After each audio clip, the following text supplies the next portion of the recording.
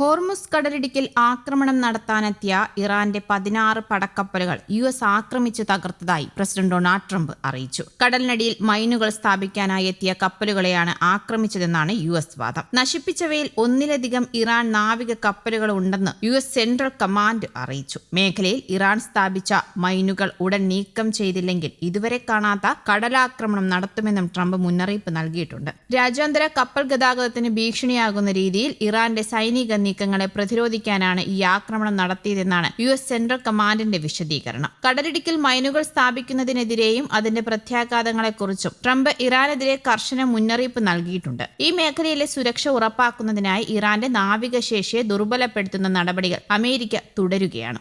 മയക്കുമരുന്ന് കടത്തുകാർക്കെതിരെ ഉപയോഗിക്കുന്ന അതേ സാങ്കേതിക വിദ്യയും മിസൈൽ ശേഷിയും ഉപയോഗിച്ച് ഹോർമുസ് കടലിടുക്കിൽ മൈൻ നിക്ഷേപിക്കാൻ ശ്രമിക്കുന്ന ഏതൊരു കപ്പലിനെയും തകർക്കുമെന്ന് ട്രംപ് വ്യക്തമാക്കി. യുദ്ധം തുടങ്ങിയതിനു ശേഷം ഇറാനെതിരെ ഏറ്റവും വലിയ ആക്രമണം ഉണ്ടാകുമെന്ന് US പ്രതിരോധ സെക്രട്ടറി പീറ്റ് ഹെക്സിത്ത് വ്യക്തമാക്കിയതിന് തൊട്ട് പിന്നാലെയാണ് ഇറാന്റെ കപ്പലുകൾക്ക് നേരെ ആക്രമണമുണ്ടായത്. പശ്ചിമേഷ്യൻ സംഘർഷം 2ാം വാരത്തിലേക്ക് കടക്കുമ്പോൾ ആഗോള എണ്ണ വിതരണത്തിന്റെ സിരാകേന്ദ്രമായ ഹോർമുസ് കടലിടുക്കിനെ ചൊല്ലി അമേരിക്കയും ഇറാനും തമ്മിലുള്ള വാക്പോര് മുറുകുകയാണ്. USനും ഇസ്രായേലിനുമെതിരായ നീക്കങ്ങൾ തുടരുകയോ എണ്ണക്കപ്പലുകളെ ആക്രമിക്കുകയോ ചെയ്താൽ ഹോർമുസ് കടലിടുക്ക് അമേരിക്ക പിടിച്ചെടുക്കുമെന്നാണ് ട്രംപ് മുന്നറിയിപ്പ് നൽകിയിട്ടുള്ളത്. അമേരിക്ക അല്ലെങ്കിൽ ഇസ്രായേൽ ആസ്തികൾ ഇറാൻ ലക്ഷ്യമിടുകയോ എണ്ണക്കപ്പലുകളെ തടയുകയോ ചെയ്താൽ ഹോർമുസ് കടലിടുക്കിന്റെ നിയന്ത്രണം ഏറ്റെടുക്കുന്നതിനെക്കുറിച്ച് ആലോചിക്കുകയാണെന്ന് അന്താരാഷ്ട്ര മാധ്യമത്തിന് നൽകിയ അഭിമുഖത്തിൽ ട്രംപ് പറഞ്ഞു. ഇറാൻ ഇത്തരത്തിലുള്ള നീക്കങ്ങൾ നടത്തിയാൽ അത് ആ രാജ്യത്തിന്റെ അന്ത്യമായിരിക്കും. പിന്നീട് ആ പേര് ആരും കേൾക്കില്ലെന്നും അദ്ദേഹം ആവർത്തിച്ചു. അമേരിക്കയുടെ ഭീഷണിക്ക് തൊട്ടു പിന്നാലെ ശക്തമായ മറുപടിയുമായി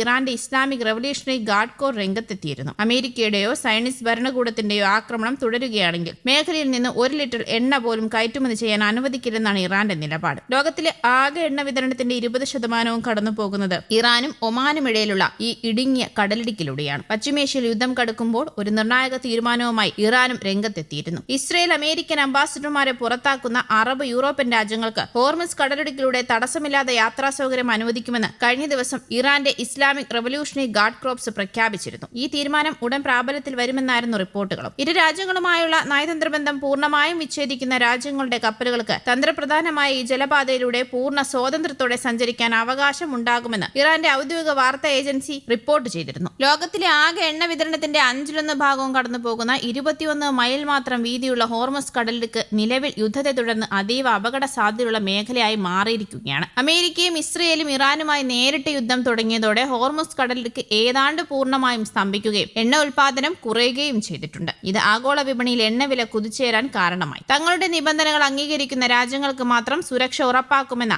ഇറാന്റെ പുതിയ നിലപാട് ഗൾഫ് രാജ്യങ്ങളെയും യൂറോപ്യൻ രാജ്യങ്ങളെയും കടുത്ത പ്രതിസന്ധിയിലാക്കിയിരിക്കുകയാണ്. അതേസമയം അമേരിക്കയുടെ സഖ്യരാജ്യങ്ങളുടെ എണ്ണക്കപ്പലുകൾക്കും വാണിജ്യ കപ്പലുകൾക്കും പേർഷ്യൻ ഗൾഫിൽ സുരക്ഷാ നികുതി ഏർപ്പെടുത്താനും ഇറാൻ നീക്കം തുടങ്ങിയിട്ടുണ്ട്. അമേരിക്കൻ പ്രസിഡന്റ് ട്രംപ് ഹോർമുസ് കടലിടുക്ക് തുറന്നതായി അവകാശപ്പെടുമ്പോഴും അത് പ്രായോഗികമായി തങ്ങളുടെ നിയന്ത്രണത്തിലാണെന്നും അടഞ്ഞ അവസ്ഥയിലാണെന്നുമാണ് ഇറാൻ വൃത്തങ്ങൾ വ്യക്തമാക്കുന്നത്. News desk Kerala Kaumudi.